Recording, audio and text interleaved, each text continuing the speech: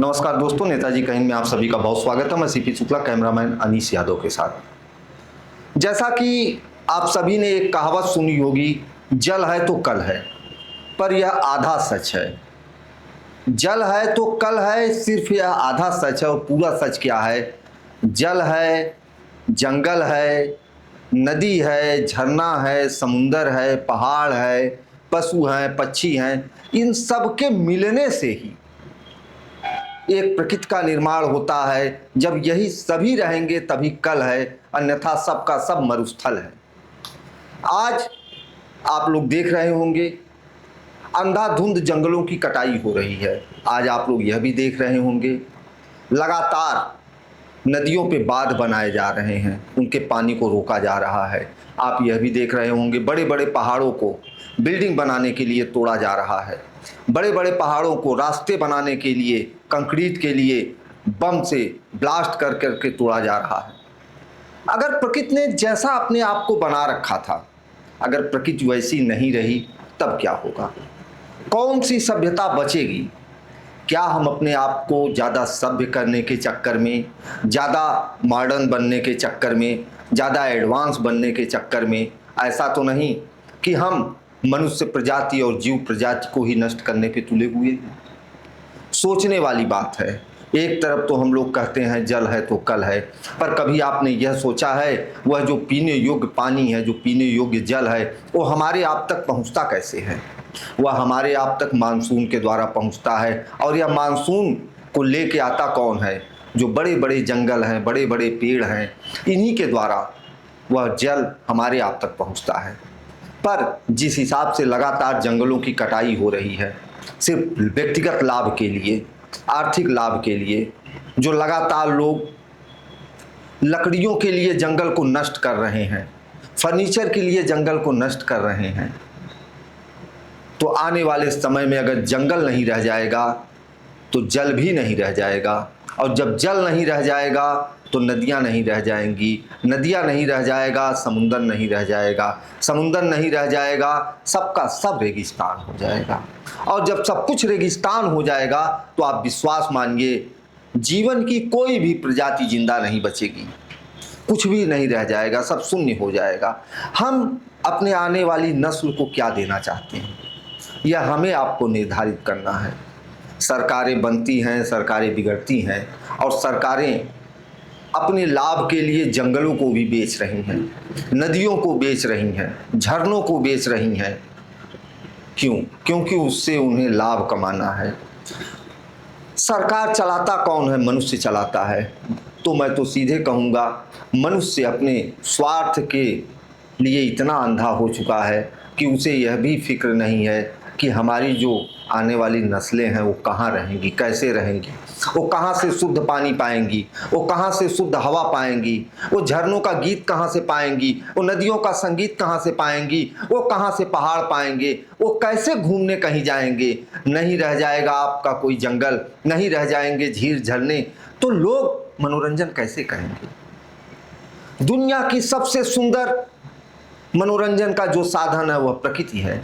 दुनिया का जो सबसे सुंदर संगीत है वह प्रकृति का संगीत है। अगर आपको नहीं विश्वास होता, आप कभी भी जंगलों के एकांत में बैठ जाइए, चिड़िया की चींची चींची सुनिए, नदियों का कलकल कलकल कलकल कलकल सुनिए, आपको लगेगा आप परमानंद की अनुभूति कर रहे हैं। पर नहीं, हम रेडियो की आवाज सुनने के इतने आदी हुए जा रहे हैं कि हम प्रकृति से ही खिलवाड़ कर रहे हैं। यह प्रकृति का खिलवाड़ आपको हमें एक दिन नष्ट कर देगा।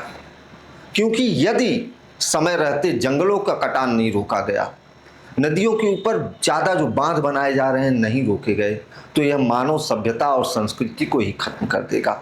यह कहाँ तक उचित है कि एक नए तरह की सभ्यता को डेवलप करने के लिए प्रकृति के साथ खिलवाड़ किया जाए? लोग कहते हैं हमारी जो पीछे की नस्लें हैं, हम जिनके नस्ल से हैं, हम जिनके ब्लड से हैं, हम जिनके डीएनए से हैं, वह लोग कम बुद्धिमान थे, लेकिन ऐसा नहीं है। मैं कहता हूँ उनसे बड़ा बुद्धिमान कोई था ही नहीं। हमें आपको पता होना चाहिए कि हमारी सभ्यता, हमारी संस्कृति इन्हीं नदियों के किनारे की है, इन्हीं जंगलों की है, इन्हीं झरनों की है, इन्हीं झीलों की है। जिसने हमें जीवन दिया हम उन्हीं को काट रहे हैं, जिसने हमें जीवन दिया हम उन्हीं को पाट रहे हैं, जिसने हमें जीवन दिया उन्हीं को हम खंड खंड बांट रहे हैं। हम कितने स्वार्थी हो गए हैं, स्वार्थ में हम कितने अंधे हो गए हैं। अपने जीवन में कोई मनुष्य चाहे एक वृक्ष लगाए है चाहे नहीं लगाए है, पर बैठने के लिए उसे लकड़ी की कुर्सी चाहिए, सोने के लिए उसे बेड चाहिए। तो हमारी आपकी यह नैतिक जिम्मेदारी है कि कम से कम जीवन में वृक्ष लगाइए। जंगलों का कटान जहां पर भी हो रहा है उसे रोकिए। जंगलों के कटने का भी एक समय होता है, एक उम्र है। जंगल मत काटिए, पेड़ काटिए। और कौन से पेड़ काटिए? वह पेड़ काटिए जिन पेड़ों में सूख के खत्म हो गए हैं, तूफानों के झोंकों को जो पेड़ नहीं झेल पाए, गिर गए, खत्म हो गए, उनसे आप अपनी आवश्यकताओं की पूर्ति करिए। अपनी आवश्यकताओं की पूर्ति के लिए जंगल के जंगल को मत नष्ट करिए, क्योंकि जैसे जैसे जंगल नष्ट होता जाएगा प्रकृति अपना संतुलन बिगाड़ती जाएगी। मानसून आपके पास समय पे नहीं आएगा। जो आज रिमझिम सावन की बरसात आपके ऊपर होती थी वह बरसात आपके ऊपर भविष्य में नहीं होगी, क्योंकि सावन को लाने वाले यही पेड़ हैं, यही वृक्ष हैं, यही जंगल हैं। जब उनके साधन को ही आप खत्म कर देंगे तो वो सावन कैसे आएंगे आपके पास झूम के? आपने कभी महसूस किया है कि ये गजल है, जब उसे कभी सुनिए तो दिल एकदम बाग बाग हो जाता है। वो कागज की कश्ती, वो बारिश का पानी, मुझे पूरी तो नहीं याद है, फिर भी जब मैं सुनता हूँ तो मुझे बहुत अच्छा लगता है। जब शब्दों में सावन इतना सुंदर है तो सच में सावन कितना सुंदर होता होगा। और उस सुंदर सावन को लाने वाला वह जंगल हमारी आपके लिए आंख की किरकिरी बनता जा रहा है। जंगल को बचाइए, वृक्ष को बचाइए। अरे आप कैसे सोच सकते हैं? क्या आप हाड़ मांस के बने हुए बेड पे सोना पसंद करेंगे? नहीं पसंद करेंगे। जीवन के जो लक्षण होते हैं वो सारे के सारे लक्षण एक वृक्ष के अंदर मौजूद होते हैं। जीवन के सारे लक्षण वनस्पतियों के अंदर मौजूद होते हैं। जीवन के सारे लक्षण जंगलों के अंदर मौजूद होते हैं। जब जीवन के सारे लक्षण जिन चीजों के अंदर हैं तो उनकी जो अस्थियां हैं उन्हें आप लकड़ी कह लीजिए।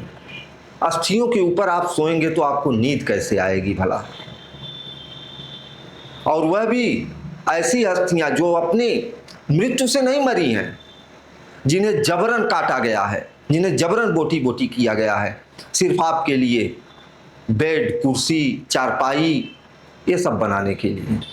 लकड़ियों का उपयोग कम से कम आप करिए, मैं तो कहूँगा शून्य बराबर करिए। बहुत आवश्यक है तो जो लकड़ियाँ ऑलरेडी सूख चुकी हैं, हुए वृक्ष से निकली हुई हैं, उन्हीं का उपयोग करिए। वृक्ष आपको हमेशा हर रूप में सिर्फ और सिर्फ लाभ ही देते हैं। कभी आपको फल देते हैं, कभी आपको ऑक्सीजन देते हैं, कभी आपको छांव देते हैं, और इन्हीं वृक्षों का झुरमुट आपको सुंदर गांव भी देता है। इतने मनोहर, इतने पवित्र, इतने निश्चल, इतने निष्कलंक जंगल को आप लोग काटते हैं। वह आप लोग जंगल नहीं काटते, आप लोग काट रहे हैं आने वाली सभ्यता को। जैसे जैसे जंगल कटते जाएंगे वैसे वैसे रेगिस्तान बढ़ते जाएंगे, और जैसे जैसे रेगिस्तान बढ़ते जाएंगे वैसे वैसे मानव सभ्यता, संस्कृति नष्ट होती जाएगी। अगर हमें अपनी सभ्यता संस्कृति बचानी है, जीवों की सभ्यता संस्कृति बचानी, हमें पृथ्वी बचानी, हमें ब्रह्मांड बचाना है, तो सबसे पहले हमें जंगल बचाना होगा। और जंगल किसे कहते हैं? जंगल वृक्षों के समूह को कहते हैं। आप जहां भी खाली स्थान देखिए वहां पे वृक्ष अवश्य लगाइए। हर मनुष्य को अपने जीवन में कम से कम 2-4 वृक्ष लगाने चाहिए। आपको आपका पुत्र एक बार धोखा दे सकता है, आपकी पुत्री आपको एक बार धोखा दे सकती है, आपकी पत्नी एक बार आपको धोखा दे सकती है, लेकिन आप अगर एक वृक्ष लगाएंगे वह आपको कभी धोखा नहीं देगा। वह जब तक जिंदा रहेगा आपको फल देगा, वह जब तक जिंदा रहेगा आपको ऑक्सीजन देगा, और जिस दिन उसकी मृत्यु हो जाएगी वह उस समय भी आपको कुछ दे के ही जाएगा। तो मैं बात कर रहा था जल है तो कल है, और मैंने कहा कि यह आधा सच है।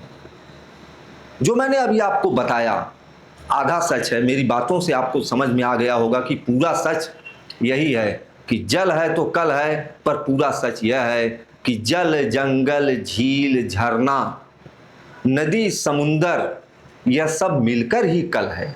उसके अतिरिक्त सब कुछ व्याकुल है, सब रेगिस्तान है।